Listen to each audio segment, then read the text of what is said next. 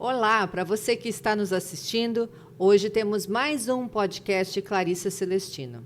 Esse podcast, ele nasceu da simples vontade e necessidade de apresentar para vocês coisas muito importantes, não só na área odontológica, como vocês sabem, eu sou dentista, mas não só da área odontológica, e sim da vida, das pessoas que me procuram, que são meus pacientes, que são meus amigos e que têm sempre a agregar um pouco na vida de todo mundo.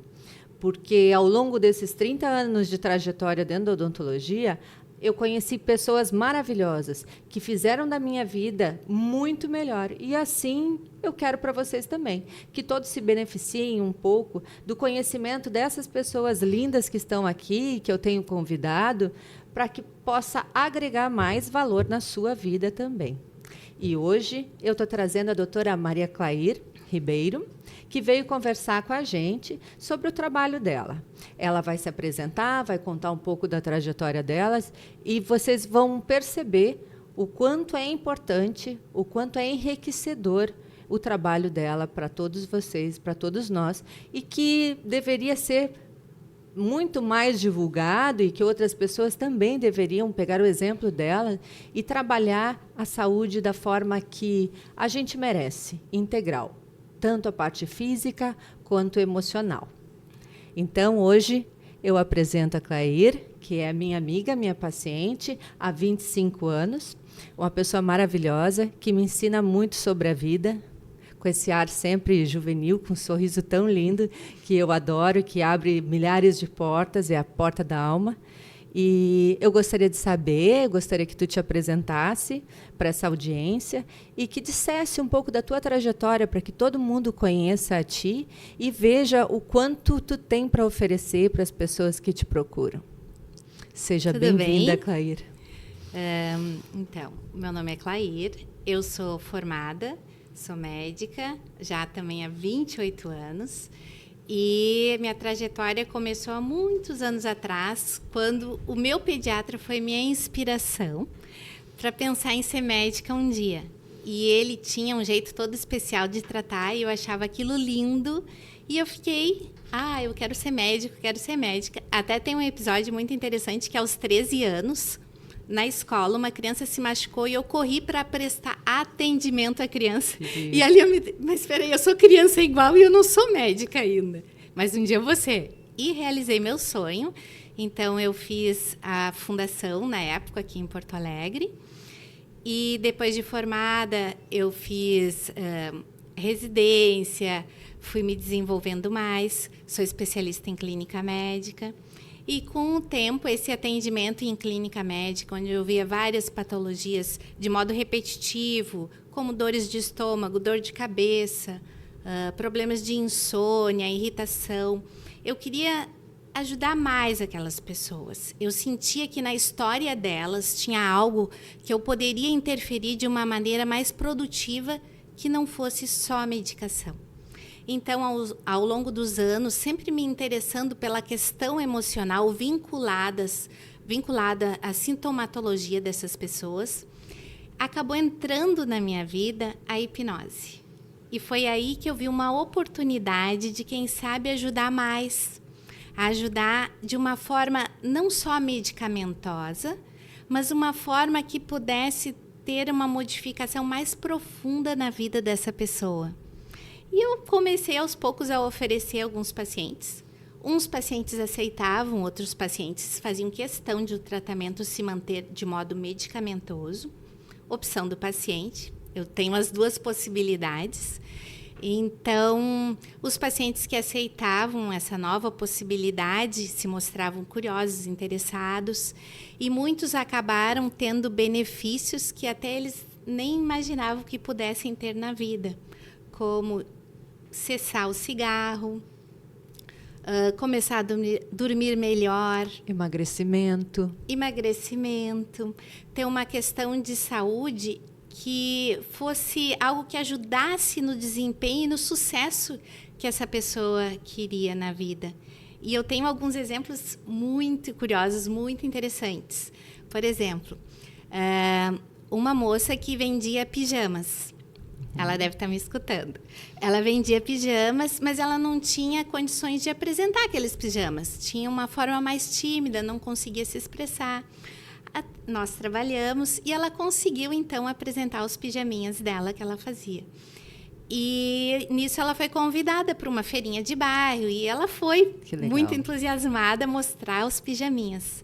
Naquela ocasião da feirinha de bairro, a Zero Hora estava lá. Ela ganhou meia página na Zero Hora. Que amor, que coisa boa. Sim. Tem outro exemplo também de um rapaz fotógrafo que queria fazer um curso de fotos e não conseguia. Chegava na hora da câmera, ele bloqueava e o curso não saía.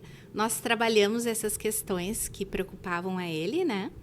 E quando ele finalmente conseguiu fazer o curso, alguém em Portugal viu e contratou o curso.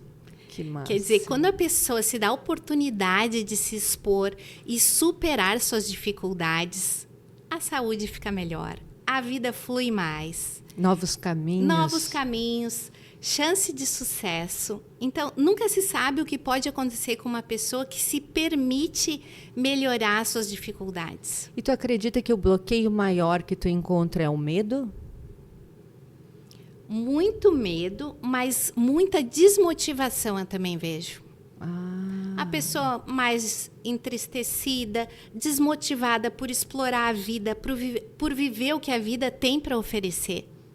A pessoa não se permite usufruir da vida. Eu digo usufruir, porque a vida tem tanta coisa incrível para aproveitar, para conhecer pessoas novas, curtir a natureza, experiências novas. E a pessoa, por alguma razão de sua história, ela aprendeu que ela não tem o direito, que ela não pode aproveitar, que o sucesso não é para ela. Pode ser para outros, mas para ela nunca é. Vê, né? Às vezes é uma crença. O que eu vejo lá no consultório, muita da situação que a gente encontra, seja ela, normalmente é intrabucal, né? Os dentes. A pessoa já não sorri, não quer sorrir. E assim, às vezes o problema é muito pequeno para te não sorrir. E aí eu entro no emocional. De uma forma ou de outra, quem deita naquela cadeira é meio que um divã, né? Então a pessoa começa a contar. A primeira vez ela não fala tudo, mas devagarinho a gente vai extraindo algumas coisas e ajudando. Eu recebi alguma paciente que queria ir no consultório somente se eu não tivesse secretária e nem ninguém na sala de espera. Ninguém podia ver. Ninguém podia ver, porque ela tinha fobia social. Mas conversando e tratando, eu percebi que, a gente percebe que o problema era um problema mais de julgamento de si próprio. Muito comum. Né? Tem medo do julgamento alheio, então se julga, se diminui. E isso aí... Muito comum. A pessoa tem que desabrochar. E aí, na maneira que a gente vai conversando e melhorando o sorriso e fazendo pequenas coisas, não precisa fazer muito. A gente já nota que, quando ela volta, ela já não precisa mais agendar o último horário. Ela quer um movimento, ela já não baita pede. crescimento. Isso aí vai abrindo vários caminhos dentro da vida dela, né? E dentro dos relacionamentos dentro de casa. Isso eu percebo que dá uma mudança incrível. E a conexão contigo para ajudar mais no tratamento? É um acolhimento, né? Eu acho que tudo vem da nossa empatia, porque a tua área também tem que ter empatia. A gente precisa ter empatia. Quem não gosta de ser acolhido, né? E aí o mais interessante que eu vejo do trabalho da Clair é que ela não enxerga o paciente como um doente que precisa de uma medicação, e sim uma pessoa que precisa achar a causa do seu problema e se autocurar muitas vezes, né? E aí tu, só tendo a consciência do seu problema originário, já consegue mudar tanta coisa, né, na vida. Nossa, e daí diante esse acolhimento que a pessoa se sente à vontade para poder falar, ela acaba às vezes falando em assuntos que ela não queria tocar nem com ela. E ali ela tem uma oportunidade de esclarecer, às vezes, que aquele assunto tinha uma visão distorcida, que ela mesma distorceu sem querer, de maneira inconsciente, mas que essa distorção causava dificuldade apresentada na vida atual. Então, tudo tem um começo. E entender que os problemas não caem do céu, não foi olhando uma parede que a pessoa ficou doente, entender que tem uma história, tem um processo inconsciente por trás disso, é fantástico. Como disse uma paciente, nossa, agora tu explicando ficou tão claro que eu não estou vendo mais sentido nesse problema. Então, é muito bonito acompanhar esse crescimento. E a entrada para consulta, que foi, por exemplo, uma desses pontos que eu citei, uma dor de cabeça, uma dor de estômago, tinha uma história tão grande por trás que, uma vez esclarecida, a dor simplesmente não... Nem a dor faz sentido mais. Perde o sentido de tudo isso aí, né? Perde o sentido. A pessoa... tem pessoas que dizem, eu comecei a ver... Sabe que o céu é mais azul do que eu pensava? Conseguem reparar em detalhes da vida que estava ali e que ela já não reparava mais. E tu repara que quando tu tira uma crença limitante, a pessoa tem várias outras, porque é uma crença que a gente tem, né, que limita tanto a gente, o medo do julgamento alheio, o medo do que vão pensar quando eu sair de casa. Pô, eu tô tão gorda, então eu não vou sair de casa, isso vai alimentando. E quando tu pega a primeira barreira dela e elimina aquela, tu nota que tem muitas outras ou normalmente tu vê que não são tão arraigadas? O que tu sente? Às vezes são muito arraigadas, mas às vezes elas conseguem, através da visão diferente daquela crença que elas tinham, evoluir, que as outras vão se dissipando. Tipo um dominó que vai caindo as pecinhas. Então, tinha uma paciente que ela me disse assim, doutora, eu não emagreço, não consigo, mas diante de tudo que a gente trabalhou, é evidente, assim, eu tenho que lhe dizer, eu me odeio. Já pensou ouvir isso de alguém, dizer que se odeia? E depois de alguns atendimentos, ela deu uma risadinha assim, sabe até que eu sou bonitinha? A visão distorcida dela mesma, que prejudicava a vida dela, foi